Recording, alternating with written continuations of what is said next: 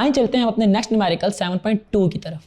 How much would be the volume of ice formed by freezing 1 litre of water. अब आपने इसमें volume of the ice को find करना है। सिर्फ आपके पास volume of the 1 litre water given है, तो आपको जो चीज़ें इसमें खुद पता होनी चाहिए वो डेंसिटी ऑफ वाटर और डेंसिटी ऑफ आइस है। तो डेंसिटी ऑफ वाटर और आइस क्या है आइए मैं आपको बताता हूँ। डेंसिटी ऑफ वाटर जो है 1000 किलोग्राम्स पर मीटर क्यूब, जबकि जो डेंसिटी ऑफ आइस है वो इक्वल है 902 किलोग्राम्स पर मीटर क्यूब। आपके पास जो वॉल्यूम ऑफ द वाटर है,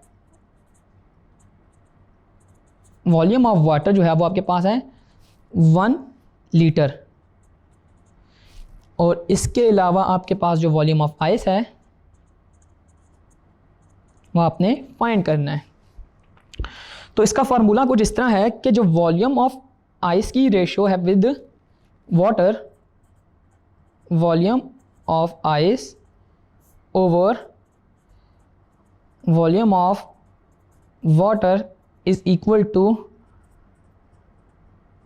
density of water over the density of ice. इनमें हमें 3 चीज़ें गिवन हैं और चौथी चीज़ अननोन है, वो हम इस फार्मूले में वैल्यूज पुट इन करने के बाद निकाल लेंगे। तो आइए इनकी वैल्यूज पुट इन करते हैं। डेंसिटी ऑफ वाटर हमारे पास कितनी है 1000, डेंसिटी ऑफ आइस है हमारे पास 902, और वॉल्यूम ऑफ द वाटर है मेरे पास 1, और वॉल्यूम ऑफ द आइस हमारे पास वॉल्यूम ऑफ द आइस ही लिखा रहेगा। ये 1 डिवाइड होने के बाद कुछ भी नहीं है, तो 1000 डिवाइड बाय 902 हमारे पास आंसर आता है 1.09। अब मैंने वॉल्यूम ऑफ द वाटर को लीटर में पुट किया था, तो हमारे पास जो वॉल्यूम ऑफ द आइस आ रहा होगा वो भी लीटर में आ रहा होगा।